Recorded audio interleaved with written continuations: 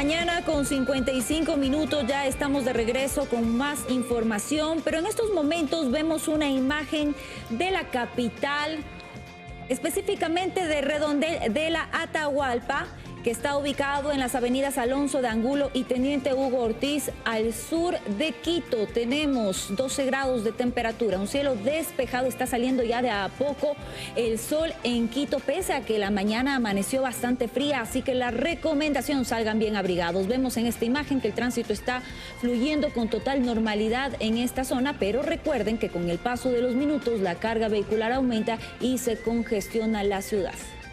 Y les propongo ahora también revisar cómo está Guayaquil, ver cómo amanece el puerto principal en esta mañana de hoy, martes 22 de noviembre. Estamos viendo imágenes del sur de la ciudad, la avenida 25 de julio, donde ya hay desplazamiento, mucho movimiento. Conforme pasen las horas también ahí, te cuento, Marisabel, y a ustedes, amigos, veremos también mayor registro de ese movimiento vehicular. Corrijo, esta es Avenida de las Américas, en el norte, no es en el sur, es en el norte, Avenida de las Américas. Y el cielo despejado, ya 22 grados centígrados de temperatura es lo que tiene Guayaquil a esta hora.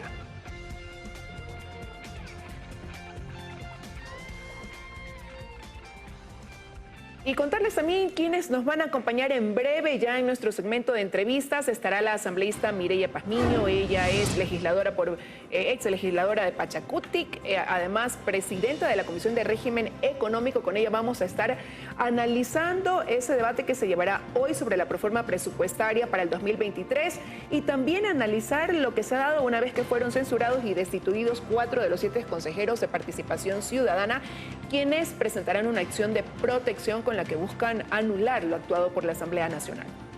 Bueno, Liz, amigos, también nos acompañará en esta mañana Alan Molestina, excomandante general de la Marina, para hablar sobre el tema de inseguridad que sin duda preocupa al país, también sobre los radares, narcotráfico, contrabando de armas y el robo de 12 fusiles AK-47.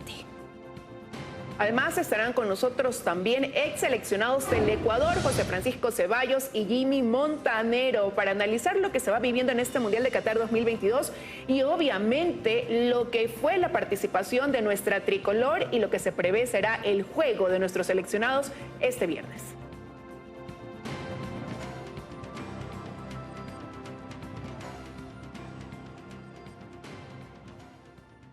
Bien, gracias por acompañarnos. Tenemos muchísima información para ustedes y ya en el ámbito nacional les contamos que el Consejo Electoral ya notificó a la Asamblea los nombres de quienes van a reemplazar a los consejeros de Participación Ciudadana destituidos. Mientras se presentó esta acción de protección que busca restituir en sus cargos a los hoy cesados.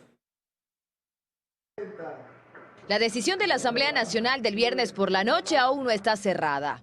Nuevamente la justicia podría revertir una decisión de otro poder del Estado. Los consejeros Hernán Ulloa, María Fernanda Rivadeneira, Ivette Estupiñán y Francisco Bravo constan como ofendidos en esta acción de protección con medida cautelar presentada para revertir la decisión. Si es que el juez acepta esta medida cautelar, quedaría suspenso los efectos jurídicos de la resolución que ha tomado la Asamblea Nacional. Y por lo tanto, entenderíamos que la posesión de los nuevos integrantes que van a subrogarse, van a titularizar en Consejo de Participación Ciudadana no sería posible. La acción fue presentada en la Unidad Judicial de Violencia contra la Mujer, con sede en el Cantón Rumiñahui. Esto ocurre mientras la Asamblea tiene pendiente aún la posesión de 2 de los 4 consejeros suplentes. Con los constantes cambios que ha tenido el Consejo desde sus inicios, solo Mónica Moreira y Karina Ponce están posesionadas como suplentes desde el 2018. Carlos Figueroa y Jaime Chuchilán aún deben ser posesionados. El presidente de la Asamblea, Virgilio Saquicel, adelantó que ya pidió la información al Consejo Nacional Electoral para hacerlo. En el momento que llegue la información del CNE, que llegue toda la recuperación de cualquier información, incluso en el ámbito judicial que usted menciona, habrá que revisarla y darle el tratamiento que corresponde dentro del marco legal. El Consejo Nacional Electoral la tarde del lunes ya envió los nombres hacia la Asamblea Nacional, pero tienen el tiempo en contra, pues el juez podría aceptar la acción de protección con medida cautelar y detener la posesión. Ya la práctica de esta Asamblea Nacional nos ha dicho que a pesar que tú tengas medidas cautelares en mano, tengas una sentencia de juez constitucional, no le importa. Saquicela lo confirma y adelanta cuál será la postura. Rechazamos la intención de la injerencia de la Administración de Justicia. Entiendo que a primeras horas de la mañana se ha presentado una acción de protección por los 4 exconsejeros en el cantón Rumiñahui, fuera de la jurisdicción de la capital de la República. Bajo ese contexto se ha contestado ya con antelación por parte de la Asamblea Nacional la improcedencia de esa acción de protección. Por otro lado, el expresidente del Consejo de Participación Ciudadana y Control Social, Hernán Ulloa, aclaró que él no ha presentado esta acción de protección, pero que sí presentará una pronto. Es decir, que podríamos estar hablando de 4 acciones de protección. Sin embargo, yo no quisiera pensar que esto sea un artificio para ver qué juez del país te va a dar. Este podría ser el inicio de un nuevo laberinto jurídico político en el país. A solo 3 meses de las elecciones del Consejo de Participación Ciudadana y Control Social. El tema es que los consejeros destituidos no solo se juegan este periodo, también sus intenciones de reelegirse, pues fueron censurados y no podrían hacerlo. Dayana Monroy, 24 horas. Carlos Figueroa, Mónica Moreira, Karina Ponce y Jaime Chuchilán serían quienes reemplazarían a los consejeros destituidos en el Consejo de Participación Ciudadana. Aunque uno de los futuros titulares de Recordemos tiene una orden de detención por estafa. La mayoría está cerca de reacomodarse en el organismo que lleva adelante la elección de Contralor y Procurador General del Estado. Tras la destitución de la consejera María Fernanda Rivadeneira, quien la reemplazará es Karina Ponce, Aibet Estupiñán, Mónica Moreira. En el caso de Hernán Ulloa, quien asumirá será Carlos Figueroa. Y por Francisco Bravo, Jaime Chuchilán. ¿Pero quiénes son? ¿Y hacia dónde podrían alinearse Ponce, Moreira, Figueroa y Chuchilán en un consejo de mayorías y minorías claras y móviles? El perfil que más llama la atención es el de Jaime Chuchilán Coizaguano. Tiene 42 años, fue vicepresidente de la Asociación de Abogados Indígenas y secretario del Mercado de Mayoristas de Quito. Laboró en la Secretaría Nacional de Migrante y es coordinador intercultural de pueblos y nacionalidades del Consejo de Participación Ciudadana. También fue asistente de la expresidenta Sofía Almeida. Registra 0 de pago de impuesto a la renta y tiene un patrimonio de $40.000. Su situación jurídica se complicó en 2019 cuando lo denunciaron por estafa masiva. Incluso tiene una orden de prisión preventiva, tras incumplir con una medida alternativa a la prisión. Chuchilán, cuando era candidato, apareció en una polla electoral que en 2019 promocionó en redes el Partido Social Cristiano a cargo de Jaime Nebot. Si por su situación legal Chuchilán no puede asumir su cargo, le sigue Olindo Nastacuaz. Fue asesor del ex consejero de Participación Ciudadana y Control Social, Edwin Carrine, identificado con el correísmo. Además, su nombre apareció también en una polla electoral que promocionó Rafael Correa. Quien reemplazará a Hernán Ulloa es Carlos Figueroa. Tiene 59 años y es médico. Fue director de la Asociación de Médicos Rurales. Cumplió 6 meses en prisión luego de que en 2014, junto a Fernando Villavicencio, haya sido acusado por el expresidente Rafael Correa de desacato. Es considerado enemigo del gobierno de Correa. Pagó $500 de impuesto a la renta en 2020. En 2015 y 2017 no pagó impuesto. Su patrimonio es de $20.000. Otra futura consejera principal del Consejo de Participación Ciudadana y Control Social es Mónica Moreira Morana. Ella es docente, coordinadora zonal 5 del Ministerio de Educación. Además, tiene una trayectoria de 25 años en el ámbito educativo. No registra pago de impuestos en los últimos años, solo $34 en el 2018. Durante su campaña en 2019, promovió Chao a la corrupción como lema. Otra consejera suplente que podría principalizarse es Karina Ponce Silva. Ella es economista, docente, exdirigente estudiantil y se presenta como activista por los derechos humanos. En julio de este año intervino en la Asamblea para exponer sobre el informe para primer debate el proyecto de ley orgánica para la igualdad salarial entre hombres y mujeres. En 2021 pagó $374 de impuesto a la renta. Estos son los nombres que la Asamblea deberá revisar y posesionar como reemplazo de los consejeros de participación ciudadana destituidos. Eso, si la aceptación de una medida cautelar no se interpone antes. Dayana Monroy, 24 horas. 8 de la mañana con 5 minutos. Continuamos con más noticias y les contamos ahora que el legislativo debe tomar una decisión este martes en la tarde respecto a la proforma presupuestaria 2023. La comisión planteó algunas observaciones como cambiar el precio del barril de petróleo. Tras la decisión de la Comisión de Régimen Económico, lo que cabe es el pronunciamiento del Pleno de la Asamblea Nacional respecto de la proforma 2023.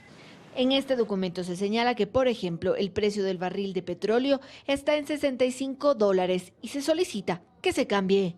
A criterio de varios bloques de la oposición, debería haberse fijado un valor más alto del que trabajó el Ministerio de Finanzas para la elaboración de la proforma.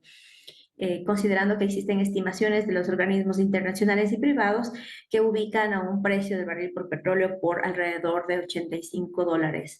Además, que se revisen los valores asignados para salud y educación, que se cumplan con lo establecido en la Constitución. Es que no están cumpliendo ni siquiera lo que manda la Constitución. Todos sabemos que el presupuesto jamás llega a ejecutar lo que establece la Constitución, pero no puede tener porcentajes tan bajos. Educación, un incremento de $722 millones.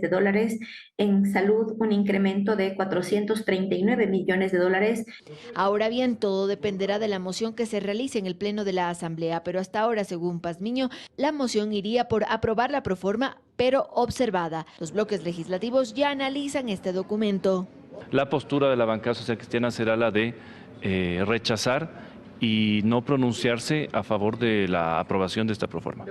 Pachacutic aún no lo define, pero tiene sus reparos al texto. No estoy de acuerdo con esa proforma presupuestaria. Es una proforma que se pone al servicio de la deuda y no al servicio de la gente. El resto de bloques legislativos espera reunirse en estas horas. A finales de este mes se cumple el plazo para tomar una definición sobre la proforma 2023. En Quito, Andrea Samaniego, 24 horas. Bueno, veremos qué pasa esta tarde entonces en el Pleno de la Asamblea cuando ya vayan a debatir ese informe sobre la proforma presupuestaria para el próximo año. Estamos pendientes de lo que ocurre entonces hoy en el Legislativo. Son las 8 de la mañana con 8 minutos. Es momento de una nueva pausa comercial, pero enseguida regresamos con nuestro bloque de entrevistas.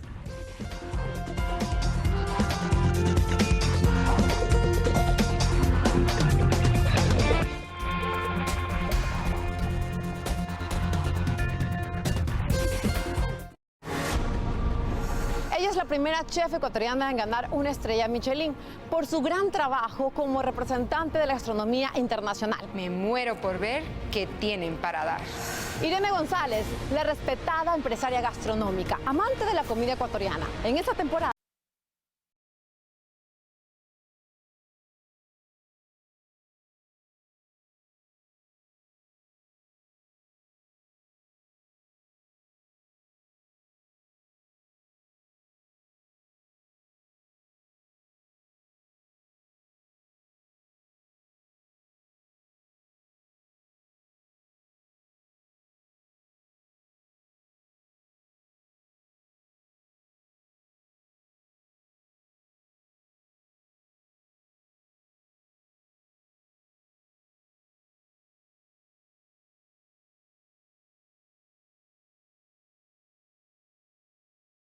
en el país, y para eso nos acompaña ya el comandante Alan Molestina, ex comandante general de la Marina. Él está en el estudio en Guayaquil, a quien quiero darle la bienvenida a esta hora y las gracias por estar con nosotros. Buenos días, comandante. Bienvenido. Buenos días, Liz. Gracias, muy gentil. Un saludo a todos quienes escuchan y ven este programa. Bueno, dos sucesos que se han dado este año y que preocupan, ¿no? En mayo, 150 pistolas que fueron robadas del cuartel modelo de la policía en Guayaquil, y ahora se conoce del hurto de estos 12 fusiles de procedencia china que también desaparecieron de la base San Eduardo misteriosamente. Se ha abierto una investigación, pero hasta ahora pues sin poder determinar qué hubo quizás detrás. ¿Cómo evalúa usted estos dos hechos que preocupan? Bueno, son unos hechos muy graves que demuestran el tipo de guerra que está librando el Estado ecuatoriano. Eso es algo fundamental cuando se enfrenta a una amenaza como es el narcotráfico, el crimen organizado. El robo de las armas pues es una acción que se prevé cuando se enfrenta a este tipo de amenaza, a este tipo de guerra que la podríamos llamar híbrida porque no es convencional. No es nuevo el robo de armas en las Fuerzas Armadas, en la Policía Nacional. Ya se ha dado hace algunos años atrás. Estos hechos acaecidos demuestran que han logrado de alguna forma infiltrarse malos elementos en las Fuerzas Armadas y que debemos de tomar muchas precauciones, debemos de extremar los controles. Yo podría decir de que no estamos conscientes en un 100%, como dije anteriormente, del tipo de amenazas que estamos enfrentando. Recordemos el ataque a los destacamentos, a las unidades de policía comunitaria de la Policía Nacional. Todo eso son acciones que se deben de prever, que en un análisis, una estimación de la situación, una apreciación de inteligencia, son capacidades que tienen estas narcobandas y que las pueden usar en algún momento, así como tratar de sustraerse el armamento, que seguro es lo que más les resulta complicado hacerlo. Ahora, pero usted acaba de mencionar que no es la primera vez que se dan este tipo de robos dentro de las instituciones en cuanto a armamento se refiere. Entonces, y también ha señalado que esto demuestra que esta actividad narcodelictiva pues estaría también enquistada dentro de las instituciones. No se descarta eso. ¿Qué está fallando entonces? Porque claro, resulta difícil comprender cómo puede desaparecer armamento de lugares que deben ser considerados seguros. ¿Cuál es la debilidad también ahí? ¿Está fallando la depuración dentro de las instituciones? ¿Por dónde iría la vulnerabilidad en este caso? Sí, el sistema de ingreso a las Fuerzas Armadas es muy riguroso, pero muy riguroso.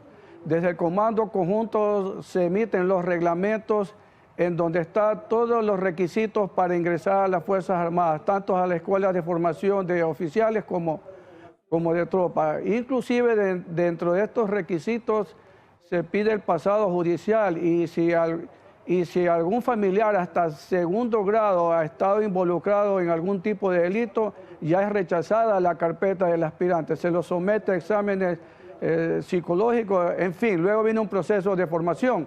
Pero no olvidemos lo que yo dije al comienzo, la industria esta ilegal, este crimen del narcotráfico genera miles de millones de dólares en todo el mundo, más en los otros países donde un kilo de coca que cuando sale de Colombia vale $3.000 en los mercados internacionales llega hasta costar $80.000. Entonces hay de por medio mucho dinero, lo que hace que con estos recursos puedan corromper elementos y como estamos viendo las Fuerzas Armadas, las Fuerzas del Orden no son la excepción. Entonces, ¿qué es lo que queda? Primero tenemos que poner los pies sobre la tierra.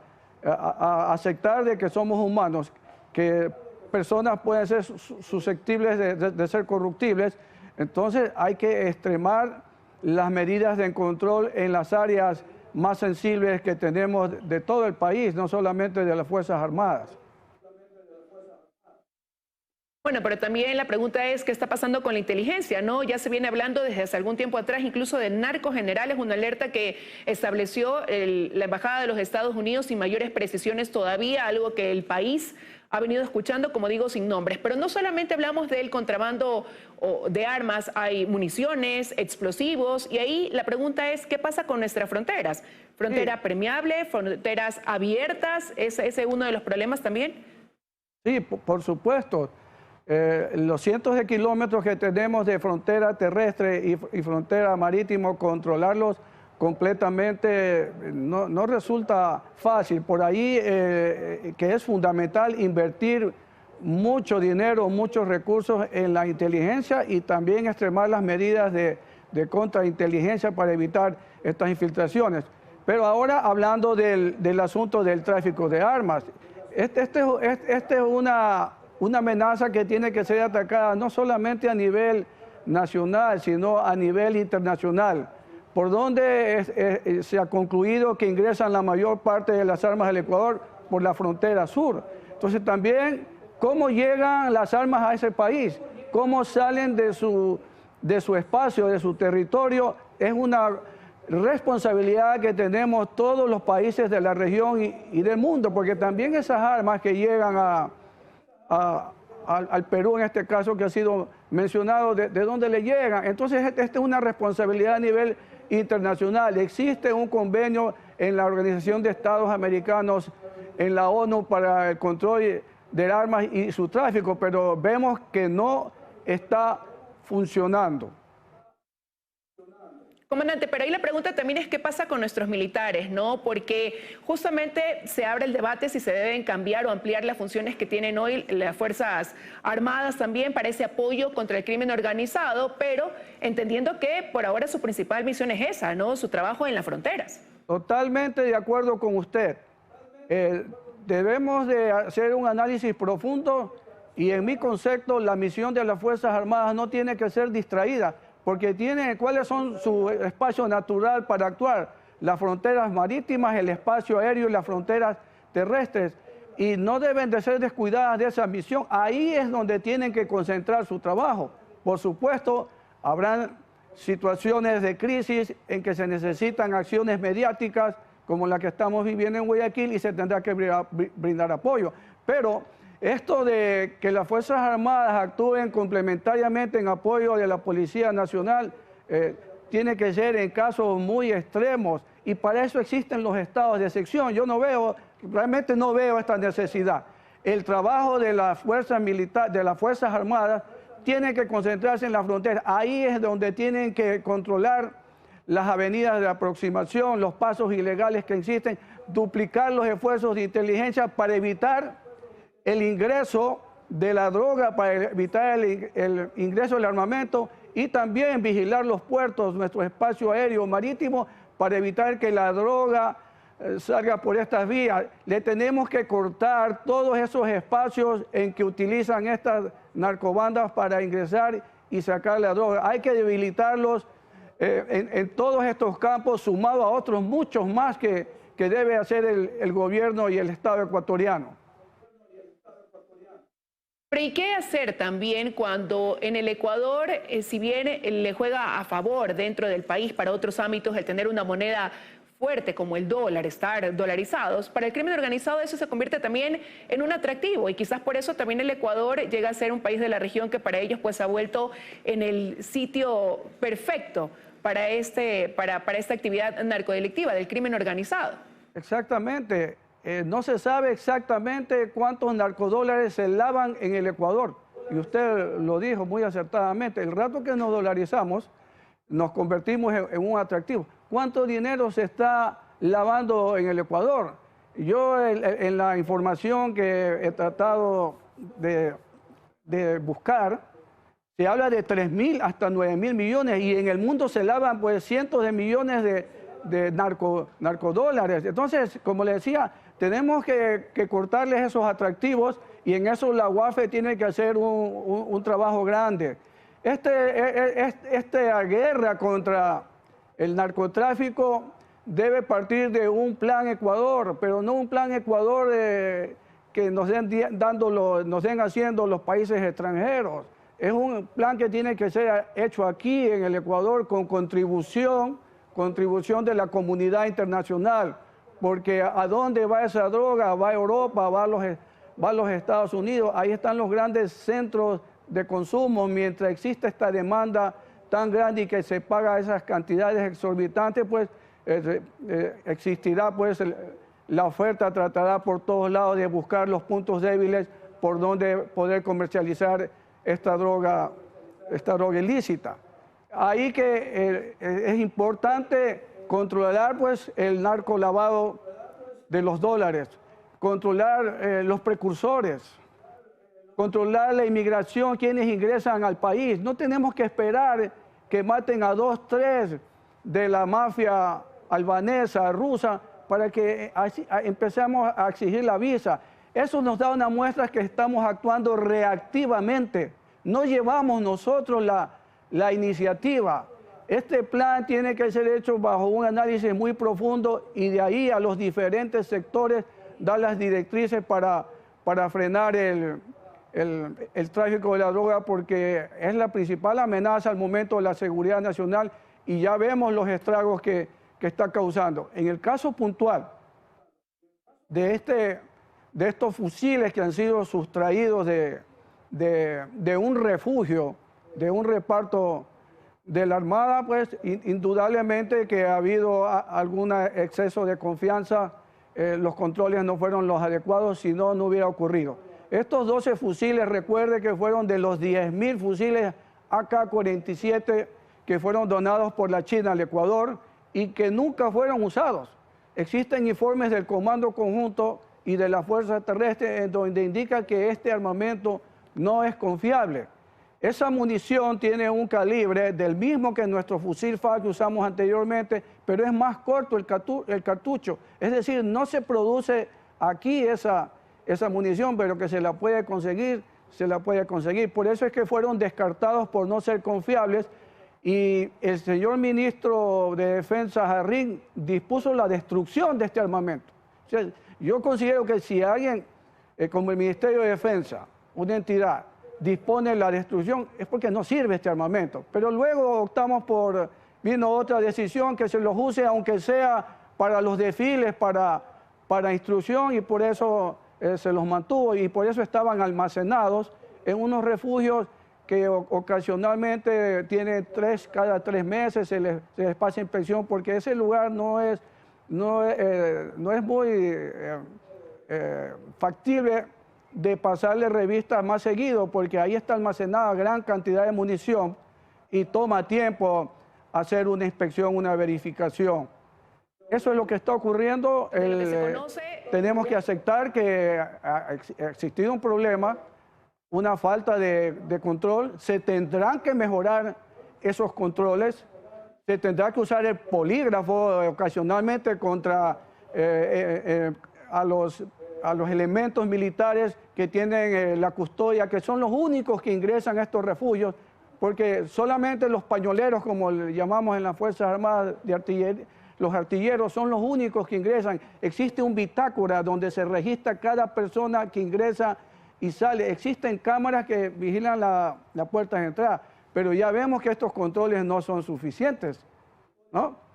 Se tendrá que mejorar los controles. Se conoce la última revisión y... Le decía que de lo que se conoce la última revisión habría sido hace 4 meses atrás, el último conteo de este armamento, ¿no? Y con lo que usted nos cuenta ahora, nos comenta de cómo son esos controles, no debería tomar mucho tiempo el determinar qué hubo detrás de eso, pero usted ha mencionado las características también de esos fusiles, lo que haría más fácil quizás el rastreo de los mismos, ¿no? Entonces, ahí la pregunta es, ¿para qué se los sustraen? ¿A dónde irían dirigidos?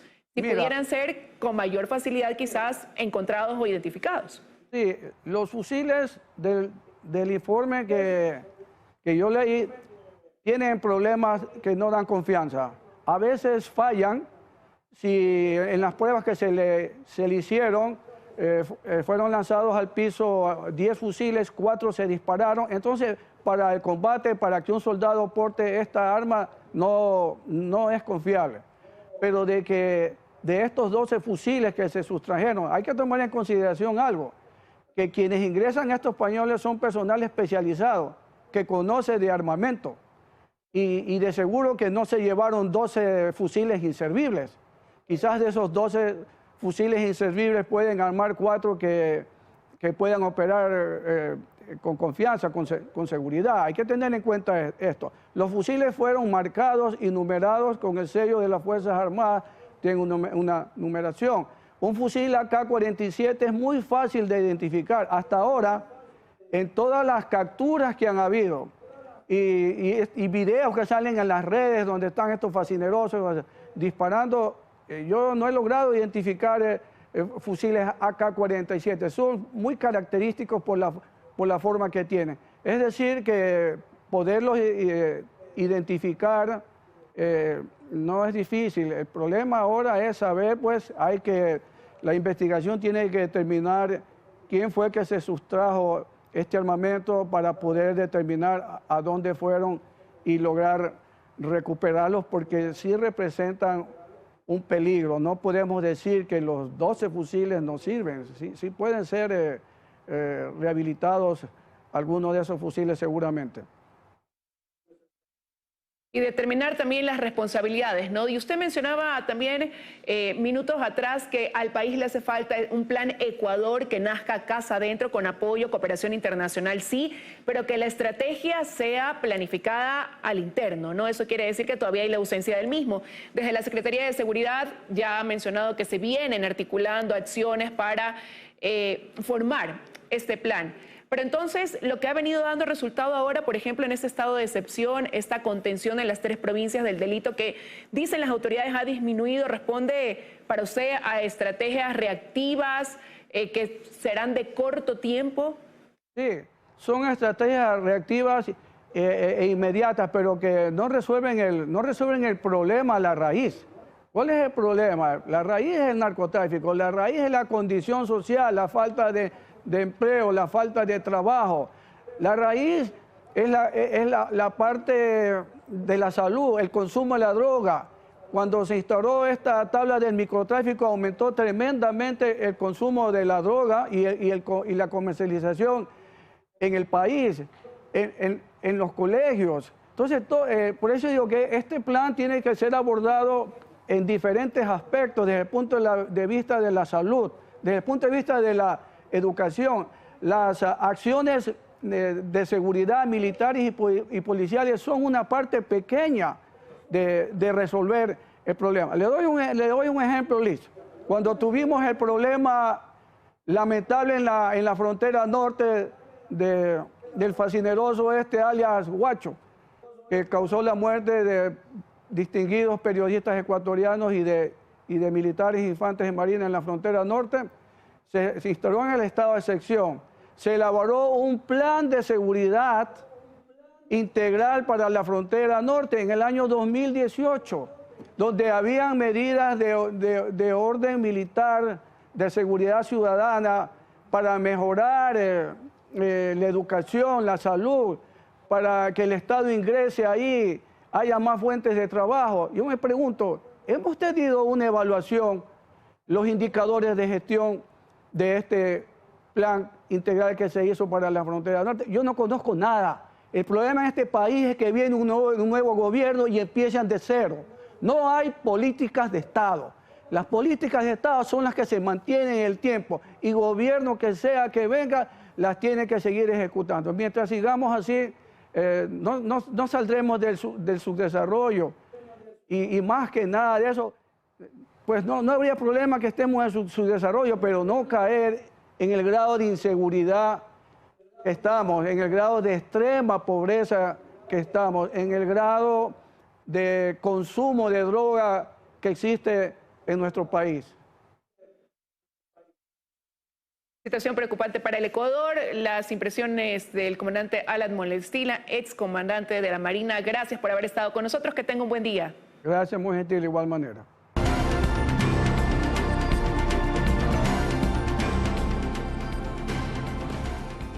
Nos acompaña ya a esta hora la asambleísta Mireya Pazmiño, a quien le doy las gracias por estar acá. Asambleísta, bienvenida. Empiezo preguntándole, asambleísta independiente, asambleísta del ala rebelde de Pachacutic.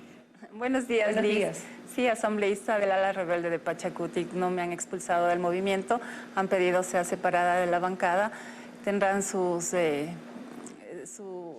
forma de interpretar, ¿no? Porque me han separado de la bancada, pero sigo siendo de Pachacutic. Pero no hubo una consulta previa porque el motivo es el hecho de que usted haya mocionado este juicio político a 4 de los 7 consejeros de Participación Ciudadana y no a los 7. Así es, fueron una decisión personal, se podría decir, a pedido de un asambleísta quien estaba también siendo proponente del juicio y que se pida el archivo de los 7, en el sentido en que quiero salvar el juicio político contra los 4, que fue la solicitud que yo ingresé en febrero. Entonces piden la separación de la bancada. ¿No fue un tema consensuado entonces con la bancada? No, claro que no. Varios de los compañeros asambleístas me han dicho que no se les ha preguntado, no han tomado la decisión en bloque. Tampoco se ha preguntado a la coordinación nacional ni a la coordinación provincial en la que yo pertenezco, ¿no? Y me refería también a su decisión de mocionar a 4 de los 7. ¿No se conversó previamente con la bancada en tomar esa decisión de no ir por todos, sino no me han hecho la invitación para que pueda participar y decir cuáles son o por qué son mis motivos de pedir la moción para los 4? Fue el juicio político que yo solicité. Tengo las pruebas para el incumplimiento de funciones contra los 4, entonces, pero en ningún momento me han consultado. Fueron incluso el compañero Salvador Quispe quien firmó la solicitud de juicio político contra los 4. Yo lo hice leer el día de mi ponencia y es realmente reprochable la actitud, toda esta violencia del debido proceso también para separarme de la bancada y que salgan en medios de comunicación a decir que es una decisión de bloque, cosa que no fue. Asambleísta, ¿sabían los fundamentos, como usted dice, para este juicio político por incumplimiento de funciones? ¿Por qué dar paso a todo lo que hoy se cuestiona, como el hecho de empezar ese debate, esa sanción, sin un informe de la Comisión de Fiscalización? Bueno, la ley prevé justamente estas cosas, las consecuencias que puede ser por incumplimiento del presidente de la Comisión de Fiscalización, que no emita el informe, que no pida tampoco posturas de parte de los miembros de la comisión. Al no haber ninguna de estas dos cosas, antes los juicios políticos se caían y no daban paso porque había un complot siempre con el presidente o con los miembros de la comisión. Pero ahora la ley sí prevé estas acciones y en el artículo 142 dice, al no haber informe de la comisión, al no haber informes de postura de parte de los comisionados, el Pleno de la Asamblea Nacional resuelve si sigue el juicio político o no sigue el juicio político contra los 4 consejeros. Pero entonces hay una interpretación distinta de la ley. Se lo digo porque ayer estuvo en este espacio el asambleísta por Pachacuti, Ricardo Vanegas, y él decía que el problema del desconocimiento de lo jurídico por parte de algunos asambleístas lleva a actuar de esta forma, sin que haya un expediente, lo que se convierte el proceso en algo vulnerable, al punto de que hoy pues ya se habla de parte de los 4 consejeros de hacer que respondan quienes dieron paso a este juicio, y lo hacen a través de la presentación de esta acción de protección. Justamente el debido proceso se da y se da en el Pleno de la Asamblea Nacional. Primero, para nosotros nuevamente decidir si se va o no a juicio político, que eso lo decidimos el día martes con 84 votos, ¿no? Decidió que se continúe con el juicio político. Luego, el día viernes en el que se debatió, ya se presenta cuáles son todo el documento, por qué son las causales para seguirles el juicio político y por qué se debe censurar y pedir también sean ya separados como consejeros, la destitución de sus cargos. Eso se debate en el Pleno de la Asamblea Nacional porque no hay informe, no hay posturas, y eso lo que hacemos es debatirlo en el Pleno con todos los asambleístas y después tomar la decisión de que si hay censura o no hay censura. Y hubo censura y destitución. ¿Y cómo van a responder ahora ante esta presentación de la acción de protección que busca anular todo lo actuado por la Asamblea? Se siguió, se respetó el debido proceso. Nosotros tenemos una ley. La función legislativa tiene su propia ley y ahí está establecido claramente la norma. Está desde los artículos, desde el 80, 82, cuál es el debido proceso para un juicio político. ¿Qué pasa en incumplimiento de funciones del presidente de la comisión? El presidente incumplió claramente y como le dije anteriormente, se caían los juicios políticos por intereses personales y ahora fue lo mismo que querían y pretendían hacer, que se caiga este juicio político porque primero inician un juicio contra los 7, unifican los 2 juicios que no tenían que haber unificado porque las causales eran distintas y luego de aquello no hay informe, se les pasó el tiempo, por ende precluyó. Esa es la excusa que ellos tienen y por ende no se va a dar el juicio político. Pero la norma sí prevé estas cosas. Y de este lado se habla... estos intereses personales, esta falta de incumplimiento y dice, hay el artículo 142. Si no hay informe, si no hay posturas, es el Pleno donde que se va a debatir y se va a defender si se sigue o no con la censura a cualquier persona que esté en el sector público. De este lado me refiero a quienes votaron a favor de esta destitución. Hablan de intereses políticos, los destituidos hablan de intereses también del otro lado por tener injerencia en la designación de funcionarios o autoridades de control. Y ahora vienen los reemplazos, pero hay uno que está cuestionado, tiene un proceso abierto por estafa. ¿Qué pasa en ese caso, por ejemplo? No sé, tendremos que ver qué es lo que dice la norma. Realmente yo no me he puesto a revisar. El presidente de la Asamblea Nacional llamará a los 4 personas que le siguen para que sean posesionados, y si no viene uno de ellos, tendremos que esperar, no sé, creo que estaba en la ley del sector público, unos 15 días. Si el señor no aparece, no está para ser posesionado, tendrá que seguir los siguientes reemplazos. Ahora hablemos de lo que va a pasar esta tarde en el Pleno de la Asamblea Nacional. Se va a debatir ya ese informe de la proforma presupuestaria. ¿Cómo se ve el escenario? Bueno, nosotros en el Pleno, en la comisión, por unanimidad se observó el informe a la proforma presupuestaria, y de igual manera en el Pleno de la Asamblea se va a haber un debate amplio y creo que de igual manera saldrá observada. ¿Cree que tendrá respaldo las observaciones que hicieron, por ejemplo, la que tiene que ver con el precio del barril de petróleo? Ustedes decían que este valor de $65 por precio de barril está muy por debajo de lo que se proyecta para el próximo año, pero el ministro de Finanzas ha dicho que prefieren ser cautos, más bien que sobre el dinero y se lo pueda destinar después para un gasto que no sea fijo, a tenerlo contemplado y que los números jueguen después en contra. Bueno, esto de que sea bastante conservadora el precio de barril de petróleo sí ha traído bastantes consecuencias. En el año 2022 de igual manera fue muy conservadora, $59 el precio de barril de petróleo, y usted y todos los ecuatorianos sabemos que estuvo muchas de las veces por encima de los $100 el precio de barril de petróleo. ¿Dónde está ese dinero? Me pregunto, no nos han sabido mencionar qué es o cómo se ha podido programar ese dinero excedente del precio de barril de petróleo. No hay tampoco ninguna norma que nos diga para dónde está yendo ese excedente. ¿Y qué va a pasar en el año 2023? Y de igual manera tenemos nosotros una cifra muy conservadora, pero es muy conservadora. ¿Pero y qué pasa si se pone por encima de los $85 o $90 y resulta que después se hace un presupuesto basado en eso y juega mal el precio del petróleo y se pone muy por debajo de eso? Hay los estándares internacionales y muchos de ellos, incluso los privados, manifiestan que el precio de barril de petróleo estará por encima de los $85 del precio de barril de petróleo. Si nosotros hacemos y somos conservadores, creo que se debería poner en unos $75 el precio de barril de petróleo, $10 más de lo que está ahora en la proforma presupuestaria. Siendo nosotros conservadores, le estoy diciendo, sería $75 el precio de barril de petróleo. Pero estamos siendo muy conservadores y estamos nosotros dejando al país sin obra pública. Recuerde que del precio de barril de petróleo también va asignado a lo que son los GATS, y se estaría haciendo un recorte presupuestario a los GATS y dejarían de hacer obra pública. Entonces, esas son las consecuencias de tener un precio de barril demasiado conservador y luego que no nos especifique y no sean transparentes a dónde van a parar todo ese excedente del precio de barril de petróleo. Por ustedes, ¿por qué cuestionan también lo que tiene que ver con la inversión social, lo que tiene que ver con el presupuesto para salud, educación, por poner 2 ejemplos, cuando la proforma plantea un 48% del presupuesto dirigido precisamente a estos rubros? Hay que respetar lo que dice la Constitución, el 0,5% del PIB. Ha mencionado, hay una cifra de $611 millones asignado para salud y asignado para educación. Pero hay una...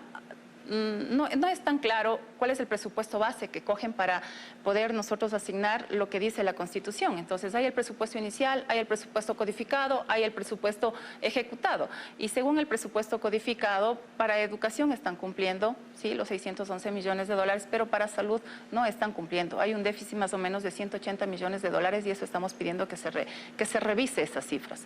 Que por favor o nos digan de qué presupuesto están cogiendo como base y a cuáles le están asignando. En eso giraría básicamente la inconformidad que tuvieron desde la comisión, ¿verdad?, para poder emitir este informe, y prevé usted que en la Asamblea suceda lo mismo. Yo creo que sí, va a ser claro, no es que nos estamos inventando. El presupuesto ha sido transparente, ha sido subido incluso en la página del Ministerio de Economía y Finanzas, y eso tienen acceso todos los ecuatorianos. No podemos nosotros alterar cifras. Y se ve en las cifras que no hay para la inversión. En la parte de inversión hay una disminución de $118 millones y además lo están poniendo como inversión la parte del incentivo jubilar. Eso no es inversión, es deuda que tiene el Estado con las personas jubiladas. Entonces hay bastante recorte presupuestario para lo que es inversión y eso es bastante preocupante. Quedaría un país sin obra en la parte del sector de transporte de obras públicas, que se ve reflejada la necesidad que se tiene con las carreteras.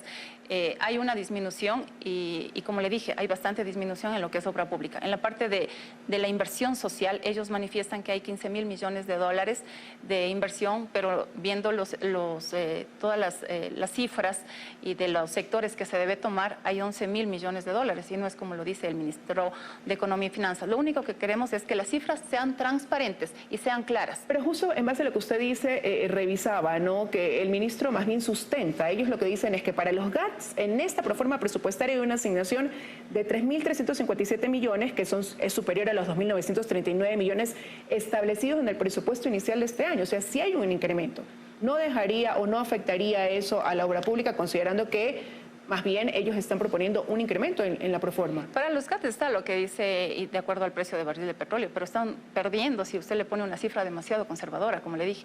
Tenemos nosotros que está demasiado conservadora de $10 el precio de barril de petróleo, menos de los estándares que nos están diciendo que estaría puesta una cifra del precio o un precio de barril de petróleo. Y es ahí cuando pierden los GATS. Como le dije, si tienen algo de presupuesto para hacer obra pública y si tuvieran un presupuesto adecuado, de acuerdo a las cifras y sea transparente, tendrían más dinero para hacer obras. Y en la parte de inversión, sí, ahí, como le manifesté, hay menos 118 millones de dólares asignados. Se le ha preguntado al ministro, nos mandan un presupuesto que le cogen del codificado. Y ahí están todas las cifras, y por eso se ha dado a entender también las cifras en cuanto a la Policía Nacional, las cifras en cuanto a seguridad, que hay una disminución. Pero ellos lo toman en ciertos sectores con el presupuesto inicial, otros sectores con el presupuesto codificado, y en la parte de educación lo están tomando del presupuesto presupuestado.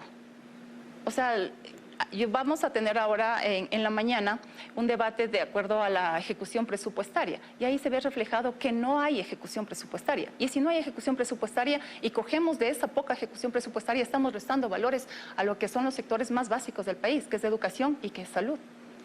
Generalmente pues difieren siempre en estos temas, ¿no? Porque digo, el gobierno ha mostrado su postura y ellos sustentan lo que dice su proforma presupuestaria. Usted está mencionando ahora que más bien se han basado en un presupuesto que no es el real y ante eso hoy habrá que ver qué pasa ya en el pleno de la Asamblea. Pero coinciden ustedes con cifras como por ejemplo el crecimiento real del Producto Interno Bruto que está presupuestado en un 3,1% o la inflación que se proyecta también sea del 2,55% para el próximo año. Bueno, como le dije, son solamente cifras supuestas y eso no podemos nosotros tomar. Le están tomando los supuestos del petróleo, no le están considerando. ¿Y por qué para ciertas cosas sí lo están tomando los supuestos? Ahí no habría un punto como de acuerdo, porque el gobierno se quiere mantener en los $65 por el precio de barril de petróleo. Han sido muy claros en decir eso y ellos más bien dicen, queremos ser cautos. Eso es lo que ha expresado el ministro de Finanzas. Por ejemplo, usted lo dice, quiero ser cauto, pero quiero ser demasiado cauto, para luego después no tener cómo poder justificar dónde está ese excedente de precio de barril de petróleo. Sería bueno que sean demasiado cautos, pero también sería bueno que sean transparentes y cuánto es el excedente del precio de barril de petróleo y a dónde están destinando esos valores. Eso no nos dicen. ¿Acaso en algún medio de comunicación el ministro ha salido a mencionar dónde está ese excedente del dinero, del presupuesto que es de todos los ecuatorianos? No lo han dicho. Y por eso queremos que no sean tan conservadores. Y que lo digan claramente, cuál es el precio más o menos estipulado. Es una proyección que es para el año 2023. Y ahí estamos dejando de percibir nosotros los ecuatorianos en obra pública, que es tanta falta nos está haciendo en estos momentos. ¿Y por qué no el ministro o el presidente toma también para lo que es el crecimiento económico? Ahí sí lo toma alta.